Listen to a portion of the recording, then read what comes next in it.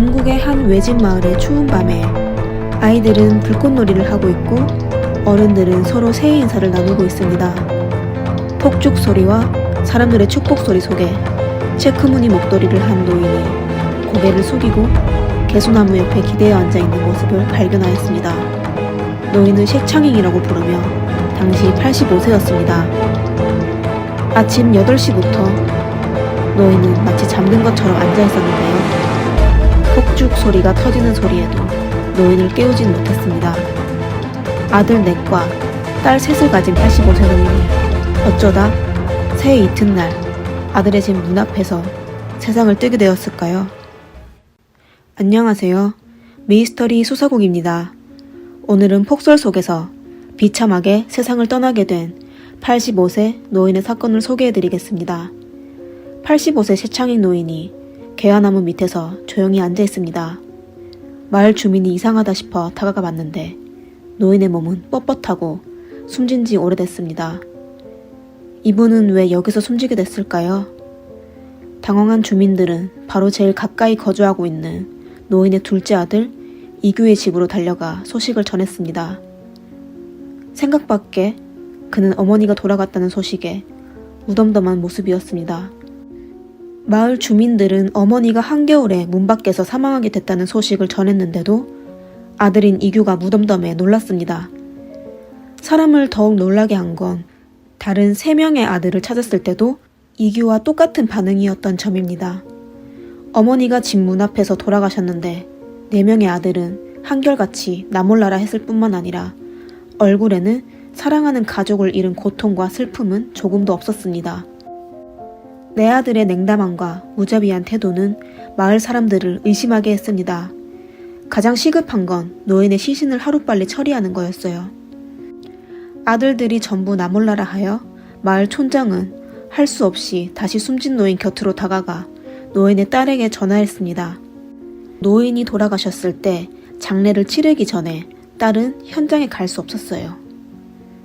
모든 장례식 관련 일은 아들들이 처리해야 했습니다. 연락을 받은 둘째 딸은 할 수 없이 남편을 현장으로 보냈습니다. 그러나 사위는 친가족에 속하지 않아 노인의 시신을 만질 수 없었습니다.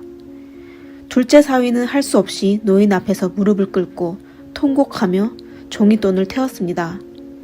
외롭게 개화나무 아래 비스듬히 기대고 있는 노인을 바라보며 진심으로 울고 있는 사위와 짐승보다 못한 아들들이 비교됐습니다. 마을 사람들은 분노에 빠져 바로 경찰에 신고하였어요. 충칭 만주 공안국 경찰이 현장에 도착했습니다. 현장 조사 결과 셰창잉 노인은 단순하게 사망한 게 아니었습니다. 경찰은 마을 주민을 방문 조사하기 시작합니다. 노인의 큰아들 이맹이라고 부르며 65세의 백발 노인이었어요. 둘째 아들은 이규, 셋째 아들은 외풍, 넷째 아들은 이무라고 불렸습니다. 아들 넷은 어머니가 돌아가신 슬픔보다 서로에게 책임을 떠밀기에 바빴습니다. 경찰 조사를 통해 친모 유기 사건의 진실이 점차 드러나기 시작했습니다. 다시 2014년 1월 1일로 되돌아가 봅시다. 새해 첫날 막내 며느리는 아침 일찍 시어머니 셰창잉에게 밥상을 대충 차려줬습니다. 새해 첫날 같지 않게 셰창잉 노인의 밥상에는 찐빵 하나와 묽은 죽 한 그릇 뿐이었습니다. 노인은 아무 말 없이 조용히 식사를 마쳤어요. 아들 넷은 번갈아가며 어머니를 한 달씩 모시고 매월 1일에 교대했습니다. 그리고 이날이 막내의 집에서 마지의 집으로 가는 날이었습니다.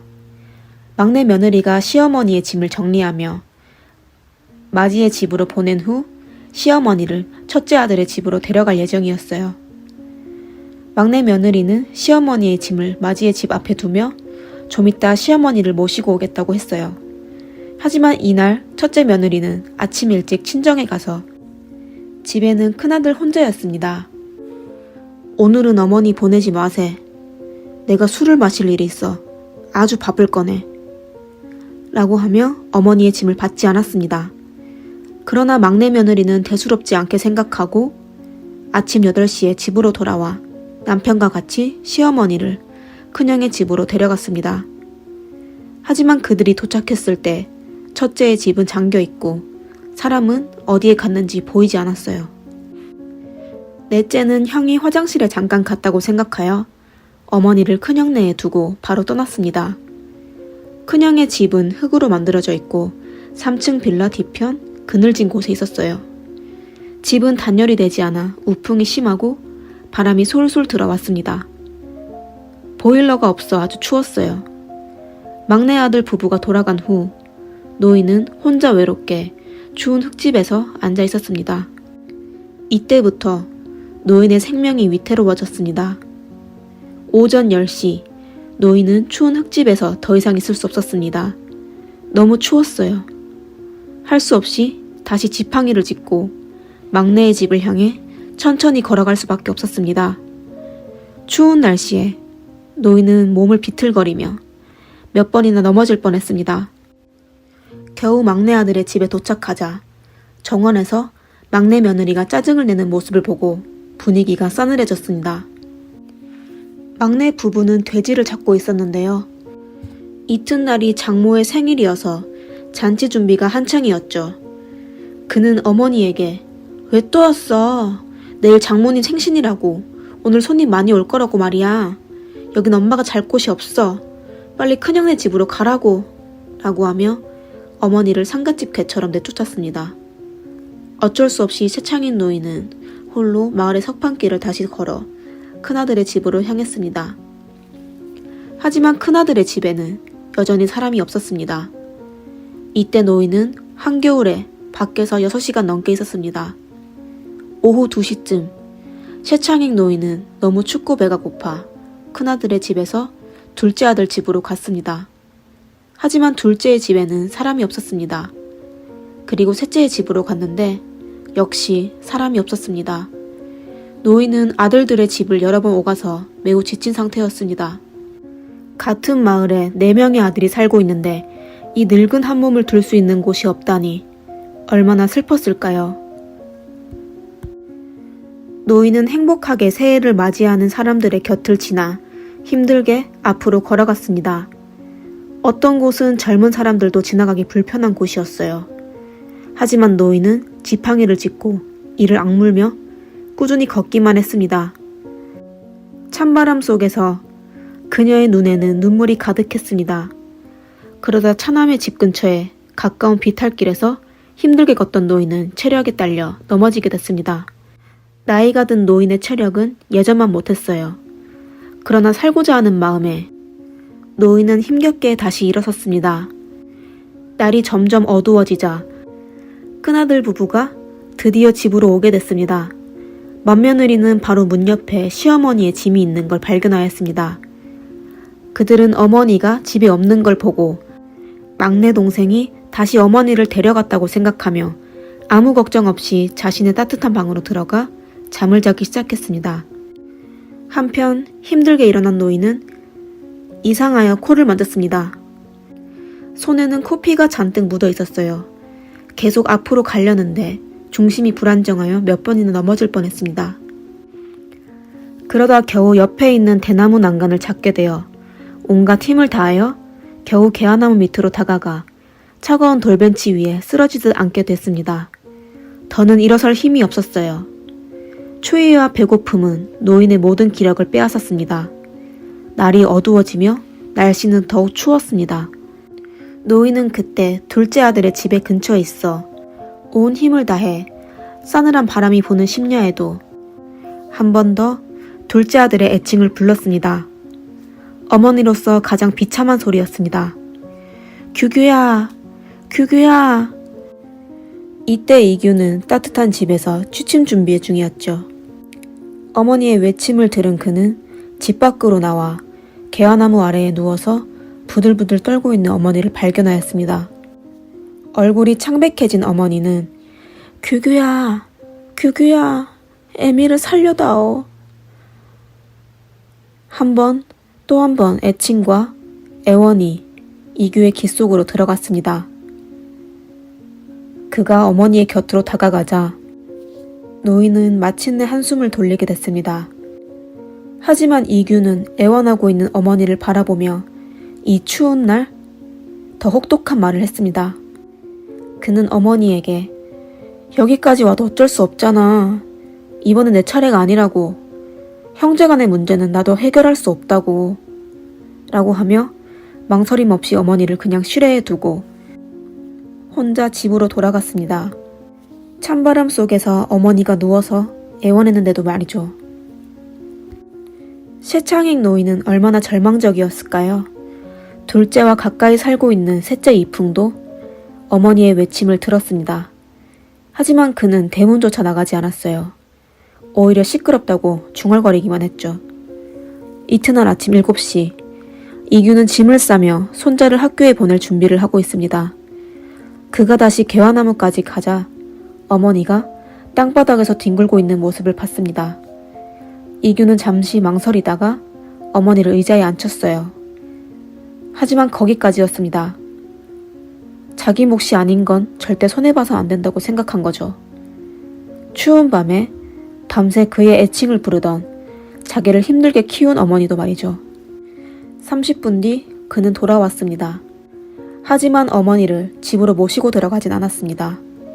이게 모자의 결별이었어요. 이렇게謝昌익 노인은 수십 년 동안 살았던 마을에서 비참한 방식으로 마지막 24시간을 보냈습니다.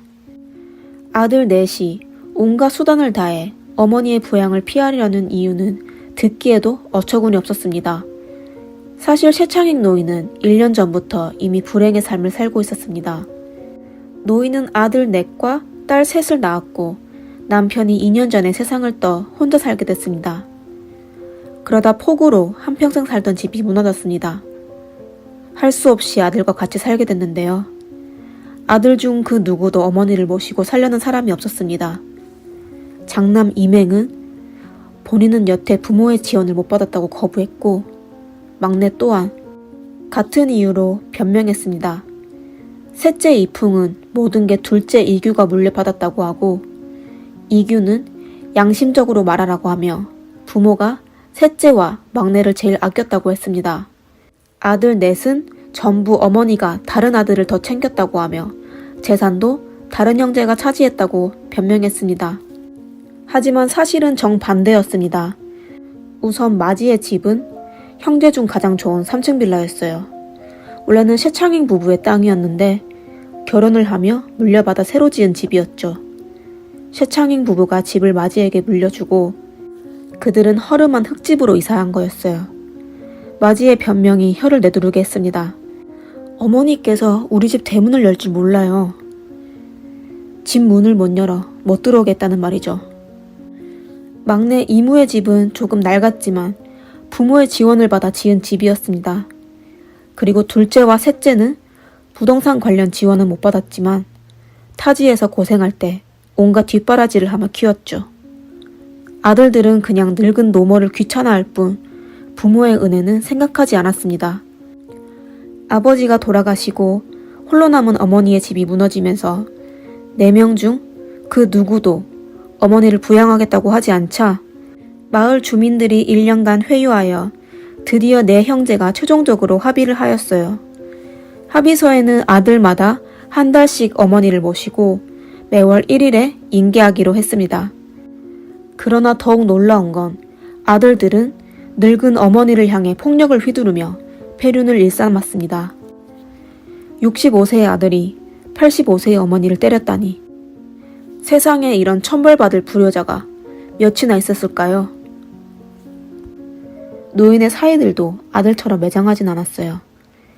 큰딸은 가정 환경이 좋지 않아 기타 사위들이 번갈아가며 장모를 모시겠다고 했습니다. 누가 정기적으로 노인을 모시는 게 아니라 장모의 마음대로 가고 싶은 집이 있으면 그 집으로 가면 된다고 했었어요. 딸들이 어머니를 모시며 같이 살겠다고 하자 아들들은 마을 사람들로부터 불효자라고 안 좋은 소리를 들을 것 같은 생각에 다시 어머니를 모시고 오기로 했습니다. 돌아가는 날 어머니는 눈물을 흘렸습니다. 아들의 집으로 가기 싫어서였죠. 막내 아들 이무는 본인의 자식을 옆에 두고도謝昌익 노인을 향해 소리를 지르며 빨리 가자고 독촉했습니다. 최창익 노인이 억울함을 참고 다시 마지 이맹의 집으로 가게 됐습니다. 그러다 또 사고가 났습니다.